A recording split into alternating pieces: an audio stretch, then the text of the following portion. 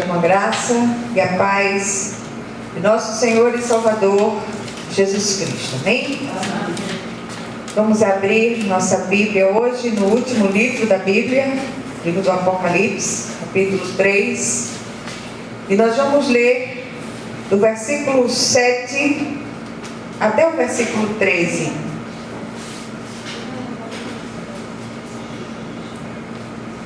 Apocalipse 3, de 7 a 13. A carta enviada pelo Senhor à igreja de Filadélfia. Todos acharam? Amém.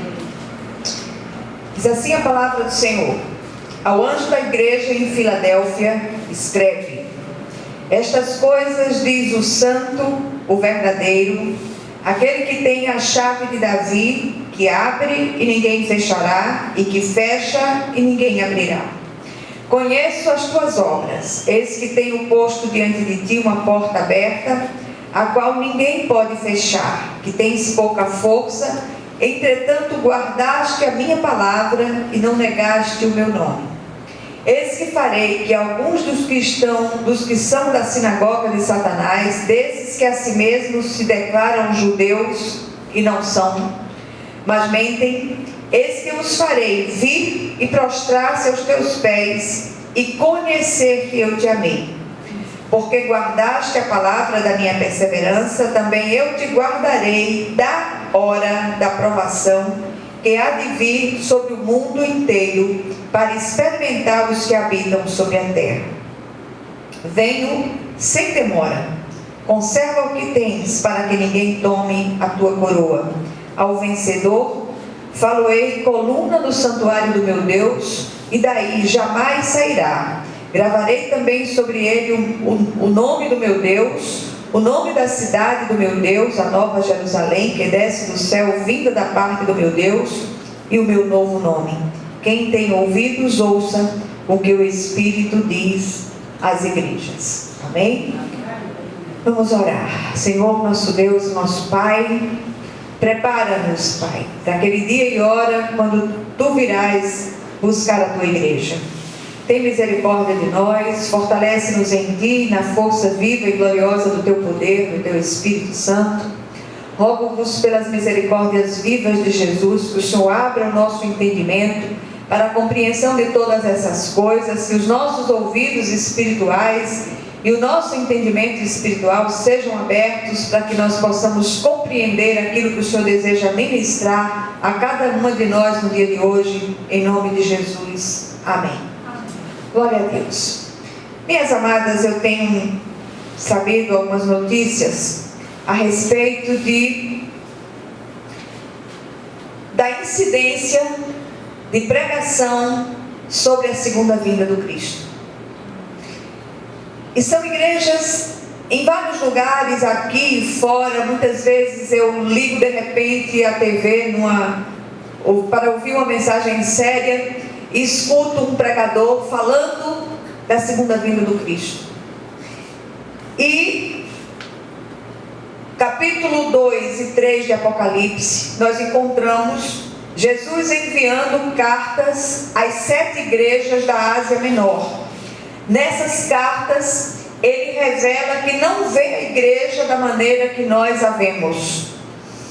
Há gritantes contrastes, diferenças quando as igrejas estão sob o olhar prescrutador de Jesus. Nós vemos a aparência exterior, ele vê o coração da igreja e de cada crente em particular. E assim ele enxerga cada uma dessas igrejas para as quais ele escreveu cartas. Éfeso era uma igreja ortodoxa, fundamentalista, de doutrina sólida, mas era fria, não tinha amor. Ele escreve a Esmirna. Esmirna era uma igreja pobre aos olhos dos homens, mas rica do ponto de vista de Deus. Pérgamo era uma igreja, era um lugar onde estava o trono de Satanás. É até chocante a gente ouvir isso. Mas havia ali Antipas, um crente fiel, que estava pronto a morrer como mártir por amor a Cristo. Depois ele escreve a Tiatira, igreja mundana, idólatra, como a cidade onde estava localizada. Mas havia alguns poucos que não abraçaram a sua doutrina permissiva. Sardes tinha fama de igreja viva, mas aos olhos de Cristo estava morta. Alguns poucos ali não se contaminaram e andaram de branco com Jesus. Aí vem Filadélfia, a igreja do amor fraternal. Tinha pouca força aos olhos do mundo, mas era uma igreja fiel, perseverante, diante da qual o Senhor colocou uma porta aberta. A esta igreja o Senhor diz: venho sem demora, conserva o que tens, para que ninguém roube a tua coroa. E finalmente ele escreve a Laodiceia, a igreja apóstata. Considerava-se rica, abastada, mas aos olhos do Senhor era miserável, pobre, cega e nua. E alguns estudiosos e comentaristas, eles dizem que Filadélfia e Laodiceia são os tipos de igreja do tempo do fim, do tempo que antecede a segunda vinda de Jesus. Então, as igrejas para as quais Jesus escreveu eram igrejas literais, sim, mas eram também representativas de toda a história eclesiástica ao longo dos tempos. E é importante observarmos aqui que todo esse panorama geral das igrejas, para que a gente entenda o momento profético que nós estamos vivendo. Nós estamos vivendo realmente um momento que antecede a segunda vinda do Cristo. A releitura dessa carta é oportuna, pois esta é a igreja fiel que espera a volta iminente de Jesus. É também chamada de a igreja do arrebatamento. Vamos entender melhor isso aqui. Filadélfia representa a genuína igreja cristã dos últimos dias. Ela não é uma igreja única, uma igreja local, mas é um remanescente fiel dentro de cada igreja local, entenderam? Em todas as igrejas nós podemos encontrar Filadélfia, em todas as igrejas cristãs. E assim, o Senhor tem colocado algo no meu coração com relação às igrejas. Tem crentes que não vão sair dessas igrejas, vão permanecer lá dentro como uma voz clamando no deserto. Entenderam? Vão permanecer lá dentro, não vão saltar de uma igreja para outra. Não, eles vão ficar lá, vão permanecer lá. Estão salvos, estão regenerados pelo Espírito de Deus, mas vão permanecer ali como uma voz profética de Deus, como um instrumento da misericórdia de Deus, para que aqueles que estão ali contaminados sejam alcançados.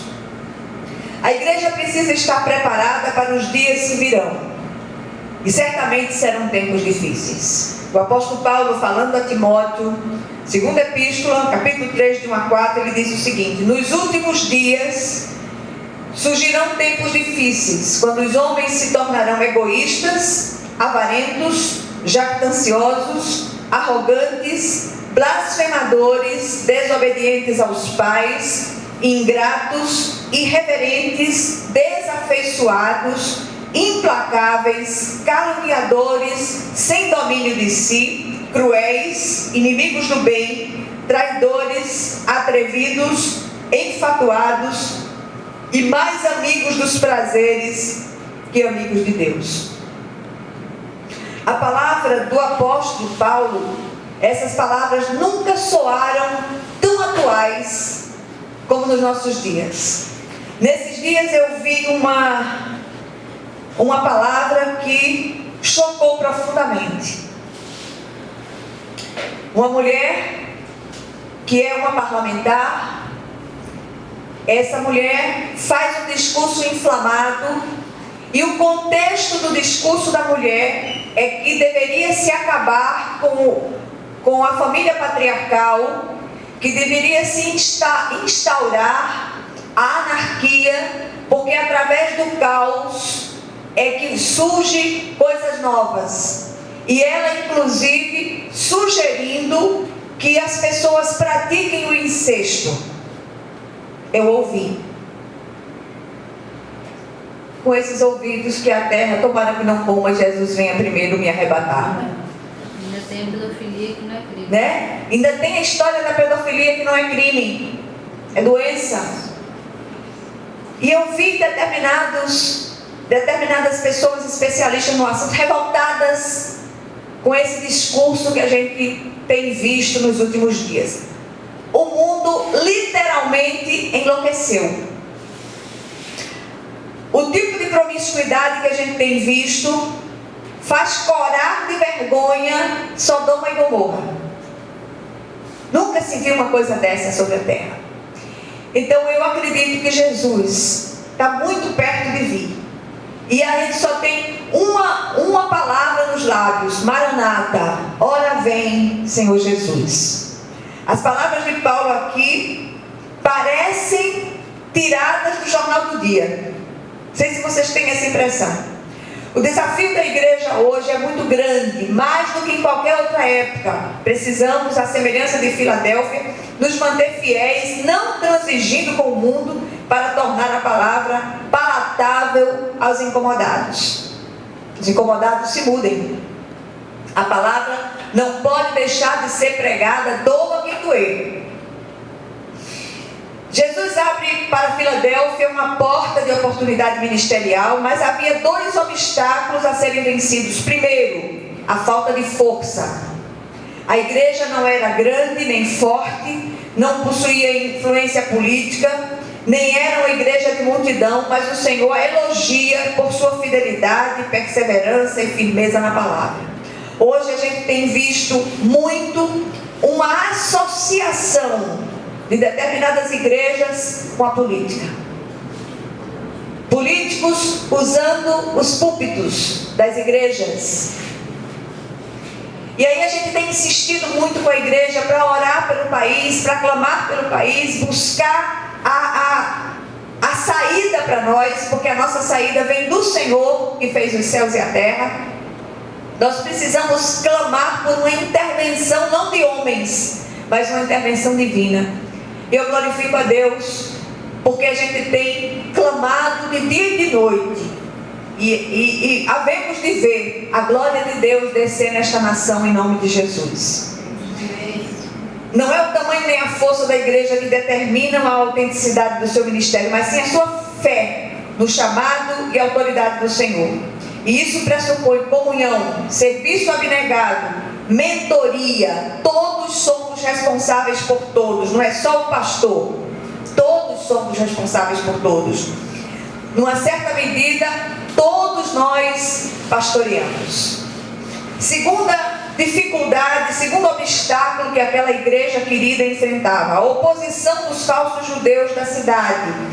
Esses a quem Jesus chama de sinagoga de Satanás. Podiam ser judeus segundo a carne, mas estavam longe de fazer parte do verdadeiro Israel de Deus no sentido neotestamentário.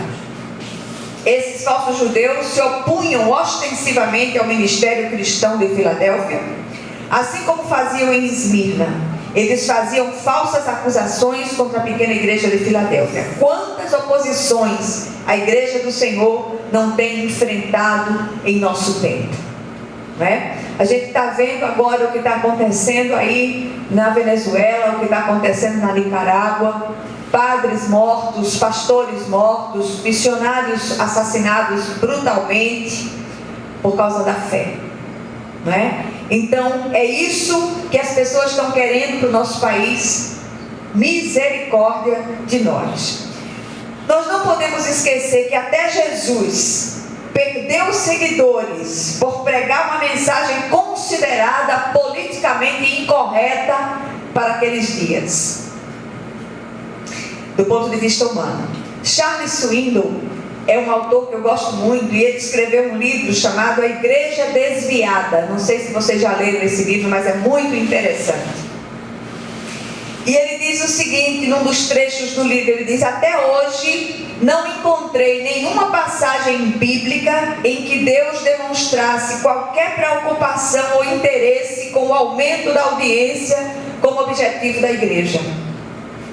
Satisfazer a curiosidade, a coceira nos ouvidos de nossa audiência pós-moderna é um exercício de futilidade. Ou seja, pregue a palavra, doa a quem doer. Não amenize aquilo que está escrito para ser agradável a quem quer que seja. A Bíblia para nós é única regra de fé e prática, pelo menos deveria ser. Amém? Então muitas vezes as pessoas, eu não concordo com isso, porque é problema seu. O problema é inteiramente seu. Mas está escrito aqui, como a Bíblia para você não é regra de fé e prática, não me estranha a sua estranheza de rejeitar o que está escrito. Mas para mim é regra de fé e prática. Amém? Para encorajar aqueles irmãos, o Senhor lhes faz 3 promessas maravilhosas. Primeiro, o Senhor trataria com os inimigos de Filadélfia. É como se o Senhor dissesse assim, em resposta à fidelidade daquela amada igreja: eu cuidarei pessoalmente dos seus inimigos. E assim o Senhor diz para cada uma de nós no dia de hoje: eu estou cuidando de você pessoalmente. Amém? O Senhor, de forma terna e comovente, declara seu próprio amor por aquela igreja. Ele fará com que seus opositores se prostrem diante dela. Em Jeremias 15:11, o Senhor diz: na verdade, eu te fortalecerei para o bem e farei que o inimigo te dirija súplicas no tempo da calamidade e no tempo da aflição. E Ele diz para nós hoje: não temamos. Medos muitos, muitas lutas por fora e muitos temores por dentro, mas o Senhor diz para não temer. Ele está conosco e Ele vai adiante de nós como um poderoso guerreiro. Deus se encarrega da luta do crente fiel, que cuida da sua obra e usa as armas espirituais, não as carnais. Segunda promessa: o Senhor livraria Filadélfia da hora da tribulação. Presta atenção aqui em nome de Jesus. A aplicação final aqui é a tribulação que sobrevirá a toda a terra antes da segunda vinda do Senhor. O mundo inteiro sofrerá com esse acontecimento de magnitude cósmica. Mas a igreja fiel, a noiva do Senhor, a eleita de Cristo, será livrada dessa hora. O Senhor diz: te livrarei da hora da tribulação. Embora alguns não aceitem essa interpretação pré-tribulacionista, eu creio que o texto aponta sim para o arrebatamento. Talvez eu não esteja, eu ainda não tenha alcançado aquilo que os outros estudiosos da palavra já alcançaram, mas me deixe ficar naquilo que eu creio e naquilo que eu já aprendi e naquilo que introjetei no meu coração.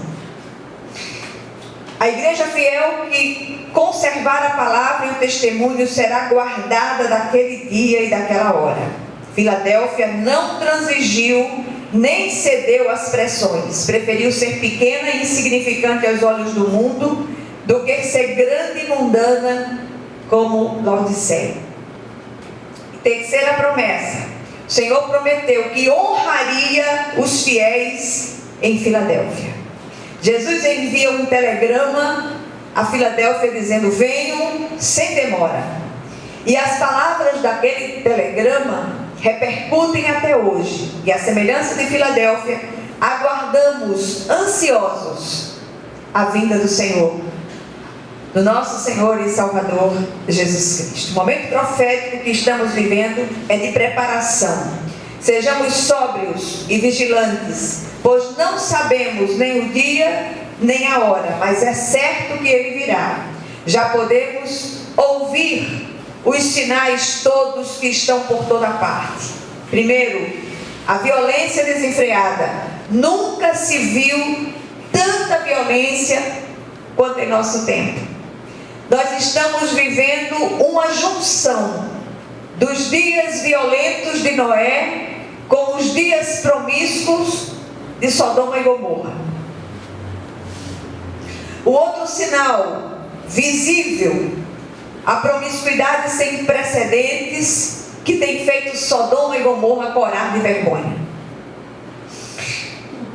A destruição da família como instituição divina, desobediência às autoridades constituídas, a negação de Deus, a atração fatal pelo ocultismo e o satanismo, a multiplicação do saber em todas as áreas, principalmente na ciência, sem falar nos conflitos mundiais, na fome, nas guerras, na natureza completamente enlouquecida contra o seu algoz, que é o homem. Precisamos permanecer firmes enquanto o amor tem esfriado dos corações.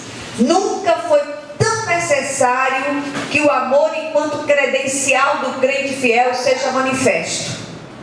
O amor tem que ser levantado, hasteado como uma bandeira no alto das nossas vidas. Numa terra de terremotos, o Senhor promete que ninguém derribará Filadélfia. E isso tem um significado muito especial. E finalmente ele diz: o vencedor terá gravado em sua vida um novo nome. O nome de Deus, o nome da Jerusalém e o novo nome de Cristo. Esses nomes permanecerão para sempre. Aleluia. Uma das coisas que me move a me levantar todas as manhãs, deitar e levantar, é essa ânsia, esse anseio pela vida do Cristo. Não tem nada nessa terra que alegre o meu coração do ponto de vista humano. Nada.